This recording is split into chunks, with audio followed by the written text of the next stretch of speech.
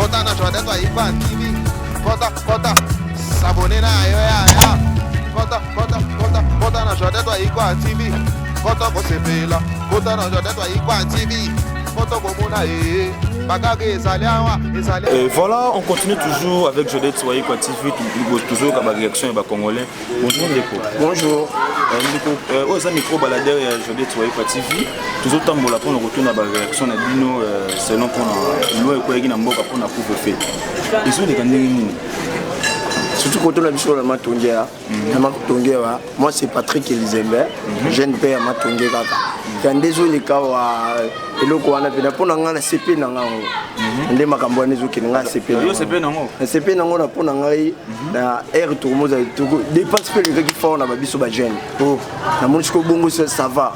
Donc dépense n'a pas expliqué. Il y a des jeunes qui ont dépensé bongo mo inutile qui na baba na banini quand comme le lot mais au tali montrer aux zongi palais pour arriver à peu bien pour là combien 8 heures de temps c'est bien pour na bistono mon ma bika tout le monde messana nango to messana nango deba ya ba messana yo pendant 2 ans 21 bino ça dana na wele nango atana za na lemba atana za wipe na bandela atana za mbangu dana zozonga mbambu na ela na tali montre na koti est-ce que est vraiment facilité au messana dans ba vimo ya ba bar boîte 2 heures minutes déjà na ba bar boîte mais l'homme ko 21 heures. Est-ce que pour adhérer à un comportement, est-ce que c'est vraiment pour adapter à un comportement, c'est vraiment facile tout. Et bande les acquis, tous acquis moi ni nous, tu es vendre tout le monde, tu me conduis pas en raison. Bah y a un bichon là, bah n'y a pas la bazaki. Là là avant, les acquis bien pour réfléchir, bongo non ils allaient bien. Quel est l'un des communs oui. Yo somo ba jeune fille ba baby bana mike ba komeko la ba moi ma be loi on a CP na pona nga pena ya bien papa fatia umi na loi openda. OK, merci beaucoup. Dans la suko caméra ni nous koyebi c'est suko son excellence Félix Antoine Chilombo message pour na couvre-feu. Papa to CP na loko sali eza bien. Ozongi sipso bena tango papa chaîne ya lobaki pongia ba bébé yango pe tozoi pongia ba bébé yango penda na sepeli pena na eloko penda to kendango to mesani de ya ba mesani dépense komi mukie kota kenola la tala air na sepeli papa na sepeli yango na penda. OK, merci beaucoup. Bonne journée Ndeko. Bonjour Ndeko. Vous allez bien? Ouais, Ndeko ezali Jodette Soye quoi TV. Je n'ai pas le temps de micro balader pour nous retourner à Congolais par rapport à loi au Ekoyaki ya couvre-feu. Pour foncer les gars nini. Bon, par rapport à ya maramba couvre-feu bon. Na moni esimbi mais esimbi d'une part mais d'autre part esimbi te. Pour nini po et dans la place Moussoussou, ce qui a 21h et bêti, donc circulation est tellement moko. Na bisika Moussou peut ce qui a 21h et bêti, bâtir la barrière, mais ce qu'on finit par policier na biso mbongo leki bon. Donc vous avez fini par policier mbongo leki. Ouais, ça bon, ça il bakangi na ba R1 à 22h matin. La barrière est là, tout le monde a gagné. Mais gouverneur a vu la bagage en gratuit, celui qui a gagné. Aux ans, on sonde aux ans, on peut mener la guerre, la sécurité, on sonde aux ans, c'est que vraiment, on tire le naton, on est mais bien, on se fout un bon mot pour beaucoup. Non, Coca, ceux qui bagagné, bâtir une association, on a c'est offert. Mais on a le transport, on a moyen de transport. Ceux qui ont un motuka, moto, au moins bagagné à tenir. Transport, ça passe, non? Là-bas, air bâti. Là-bas, air bâti, pour l'engagement, donc c'était mieux beaucoup à 23h. Et ok, voilà, on continue avec Jodette Soye quoi TV, beaucoup de gens à lobby. Par contre, c'est beaucoup ça air 22h, 23h pour aider Bangopé, moyen de transport. Donc continue qu'on doit bander comme si souvent que la réaction na bango ndenge ba ko na selon pour vous faire. Donc continue. Et voilà, Jodette Soye quoi TV, tout le monde de Romususu. Bonjour papa. Bonjour. Et papa vous allez Jodette Soye quoi TV, les autres toujours de la marambu ya couvre-feu. Est-ce que le loin ya couvre-feu? Est-ce que ils ont marché bientôt, ils ont marché bientôt? On a vraiment vraiment la bienvenue de loi dans la RDC. On a la bienvenue dans la RDC, particulièrement la Kinshasa, où est la capitale. Parce que Congo est un mot qui est lengi. jeune tout alimera kota na eta msu 0 heure 1 heure viva marambo belé belé kina ba situation msu te fasa na ngona ba Congo awa to yebi ba alimentation ya moi kuma ya moi kokoso ba tsu ba sala ba marché ba soir d'emblée ga bobo ya okatsa ba marambo ke non fait 1 heure palais donc ça moi m'a pas si quoi. N'est pas 21h bon na selon ba transport peut de sera 21h. Bon, on a fait là on a gagné ça pour ça faire parce que tout le monde a ba moto et circuler là on va 22h. Voire même ba il y a la barrière wana barrière est salemi, la police a salé barrière, mon a motard, il a fait moi 500 francs. Le policier a choisi parce que il est mal payé. Le commandant va dans souci à tu vois là que non, loin on va péci, ils ont on a mandité. Tu vas continuer pas sur la ligne la souci à tu vois là si tu on libérer qui palais. Mais quand on reçoit après ba kanga on a financé moi 500 francs pour les motos les cas, parce que ba les cas, non on a l'impact parce que ba 23h. Ah pe ba match bandi, monsieur ba match monsieur ça na butu, bozo so ba net match les gars qui au RDC beta qui na butu. Et les gars ndeni match biso total gi match 20h match ici 21h45 après wana to vanda na biso na ba coin to débattre sur match 23h quand bien même vraiment ezana mo pendate exact na ba na lo ba bela yena ezana mo so ta la caméra yebisa ba konti emo ona makambo ya ku boso non ngai na otala na moko ya suka ya koloba keno ba meka un peu pour réajuster makambo couvre-feu wana vraiment batumsu bana ba tâtonnement est-ce que couvre-feu on eza pour la Covid su ba oloba eza pour l'insécurité donc tous appelons la réponse exacte donc ba meka un peu pour revoir la loi. Ok, voilà, on continue toujours avec Jodette Soyiko TV, besoin de la réaction, il y a des Congolais qui sont selon couvre-feu. Tu continues, Jonathan Chipamba, tu continues journée Nabiso, que la réaction, il y a des Congolais qui sont selon couvre-feu. Merci. Voilà, Jodette Soyiko TV, toujours continue toujours dans la question, Nabiso fait la réaction, la question, il y a la réaction, il y a la réponse, il y a des citoyens Congolais qui sont bonjour, papa. Bonjour. Papa, l'émission de la micro, la dernière fois, le temps de l'eau, Jodette Soyiko TV, selon la réaction, il y a couvre-feu, les cas. Selon la air, la PC, selon les conditions, les matchs, les bandits, et sur les grands en soi, couvre-feu, ils en ont bête. Le gouvernement pour la raison de la santé à Corona, on est tout à fait d'accord pour nous. Mais ce que nous déplorons, c'est la difficulté à transport aux Congo, c'est vraiment très difficile. Les gens souffrir. Vraiment les gens souffrent.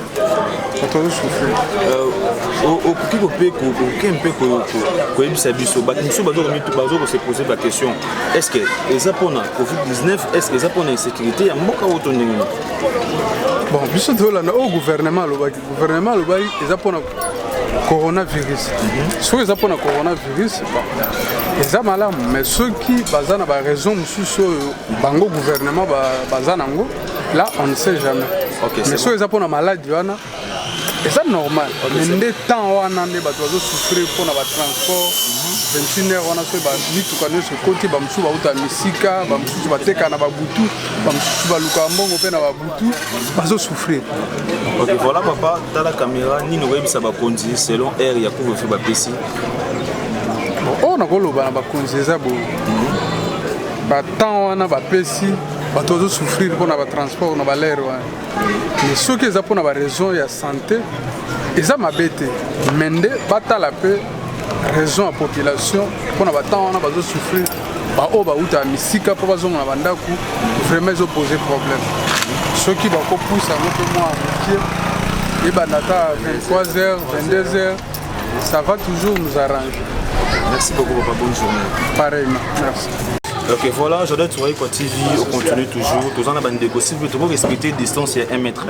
Distance à 1 mètre. Pour ça, on a tous à la moins distance à 1 mètre pour respecter les malades des Amboka. Ndeko, bonjour. Vous allez bien? Ndeko, micro baladeur, on a vu ça pour juste selon pour la couvre-feu. ndenge mokonzi mboka ndenge apesaki loi 21 na kati ya ndako. Est-ce que c'est vraiment facile pour adapter na comportement na tout, c'est vraiment difficile? C'est facile. C'est facile. Facile. Tu sais pas na loi on na c'est pas na opena pour ça bon opena. Mboka pene ça bien té. Na c'est pas pena pour la loi mokonzi apesi pour mboka. Faut de respecter et voilà mokonzi apesa qui so 29 koki. Biso no so déjà na parler. Yo là la 21h. Ah, 21h. Nga déjà 21h so beti pena déjà na ndako. Ba transport ça déjà bien tout ça mabe. Té, ba transport eza na bien. Ya na bien. Ndenge za ina kala décembre les gars to ba no futa kutu 1000 fois. Zan Pascal Opoya zan no futa 1000 fois. Mais la micho zonga na normal Pascal tizan 500. Yo za na changu. Ngata na changu bazo souffrir makasi pour na transport. Yo zo défendre bata changu. Pour bata changu bale ba olela no so que transport eza passer. Ba wana chiko ba le wana o te transport eza passe po bazonga na bango retard ya mwana ba wana bazonga na bango banda ba transport comme passe ya mwana ko le na bango wana e continue tina mitao. Mais na era bien ya ozonga ndako transport ezo sala na ngo. Ok, c'est bon, merci. On continue toujours avec Jodette Soye Kwa TV. Boyoki direction en déco. Bangona yé, bazara, bangona bango, bazara batumoro. Bon, moi, nous respecter 1 mètre de distance, il y a chef de l'État Lobaki. Tu continues le micro baladeur na biso. Bon, Jonathan Chipamba, les mains de son continuation à l'émission. Merci. Vous êtes et voilà, on continue toujours avec Jodette Soye Kwa TV. Bonjour Ndeko. Bonjour. Ndeko. Micro baladeur na biso etamboli pour na kotuna ba réaction na bino selon loi ekoyaki pour na couvre-feu makambongo désolé kandenge na ba match ndenge bandi ya butu désolé kandenge bon par rapport à la moni makambo couvre-feu en d'autre part président de la République a sali pe bien parce que est avantagé pe batu belé parce que to koma pe na insécurité makasi batu belé ba koma iko perdre ba biloko na bango ba mituka ba moto na bango à cause ba criminel ba koma ki belé après to ba nomona mingi ba événement ne bando sali ma mingi à partir ba 22h 23h ti ba 1h 2h ti tongo mais pour na ba couvre-feu avantagé batu bazonga ndako bien avant ba biloko ezaki neti ba luengia ba butu penezo za trop batu ba komi na moi qui vient vraiment pour na ngana moni ki ezana ngo bien ils ont avantagé et puis makambo belé to comme un peu na moins sécurité par rapport à makambo mais c'est na bino déjà na lire ngo déjà au côté ndako 21h bon à lire ngo eloko nyonso batu ba mesana na ngo kaka eloko nyonso e bandeleza na ngo un peu difficile mais avec le temps to mesana tout ça makambo ça c'est bon ba transport c'est bon oui c'est lo ba transport siko eza ça dépend mutu na musala azo sala ndezo talela c'est lo makambo transport mais na batu misusu oyo bazaki pesi bango moi difficile bao batisala ka butu mais ezaka elo nyonso ezaka ko préparer so monaki musala no ezo avantage okendaka musala butu to zonga ka butu ko masi ya moyen olala na musala okolala na yo na tongo ye tu fais d'autres choses et posangi musala ezana ngoka pe un peu normal c'est ça. Voilà au retour la sur caméra message nini au PC bakonzi pona loi quoi qui a couvre-feu bon message on a PC bakonzi ya mboka pona loi couvre-feu d'autre part pona ngai na moni eza bien avantage biso na makambo ebele par rapport ne tokotaki na ba difficulté pe makambo ebele o to banda o mona ba difficulté o to mona ki na mokili donc o to mona ki komi na Congo bato kokufa bato na ba insécurité ce ko couvre-feu ko mo bangisa pe bato misusu ya o bazo sala mabe wana ozo mona mabezo sali mapena sous trop tende to bando kana ba chaîne bazo lekisa o mutu akufi quelque part o babotoli mutu moto babotoli mutu mutuka to monisco makambo wana na minute ekiti donc pona ngai message on a kopesa pona bakonzi ya mboka to lingika musala nde ya mboka esali ma bien ba jeune va se retrouver o bazo zanga misala au sala et puis mboka e continuer toujours ko kende na ba loi na ngo vraiment et sala moi mais ba pesa pe accès na batu bakota na stade parce que tozomona na Coupe d'Afrique batu misusu bazo pesa bango déjà accès ya kota na kati ya stade nde eloko pe tozosenga ngo wana. Merci beaucoup bonne journée. On continue toujours avec Jodette Soye Kwa TV bozo ka ba réaction ya ba congolais ndenge bazo leba Jonathan Chipamba to continuer et puis play. Bonjour, bonsoir, chers internautes, on est sur Jodette Soye Kwa TV, la chaîne des familles, une chaîne éducative. Le lot Tosa Bongo Mukoloya jeudi tozabongo na quartier Matonge na commune ya Kalamu. Tokiti sur le terrain pour na koyeba loi oyo ekoyaki na mboka ya couvre-feu. Ba Congolais bazo se plaindre tout le temps transport eza pasi loi ba pesi ya 21h bazo kokate bazo souffrir. Yango tokiti sur le terrain na quartier Matonge pour toyeba ba réaction ya moko na moko soki balingi nini to bakonzi basela bango nini après tokozonga Jonathan Chipamba. To continue to kota na interview na biso to réaction ya moko na moko après tokozonga tout juste après. Play. Et voilà, tout a commencé bien, c'est fini bien. Boyoki bino moko, bandeko ndenge bapesi ba réaction na bango, misusu baza pour, misusu baza contre. Eza pe façon nini oyo yo mtozomi na Europe, Amérique, Asie, oyo ya kopesa pe avis na yo. Alors, avis na yo kopesa ngo wapi? Na commentaire. Lorsque commenter, on est aux avis na yo. Bon s'abonner massivement na Big Zodet Soyez quoi TV, la chaîne des familles, une chaîne éducative. Boyoki ndenge nini ba Congolais ba lobby, boyoki ndenge nini ba Congolais ba se plaindre. Misusu pe ba sepeli na bango na loi oyo ba bi ba message na bango nango. Donc sondo ba sali ba dépense trop et puis ba dépense comme diminuer comme ko tanenda ko avant. Donc s'abonner massivement dans Zodet Soyez quoi TV, c'est votre humble serviteur Bo Lubanga garçon capable mon Gitambo et Tongo.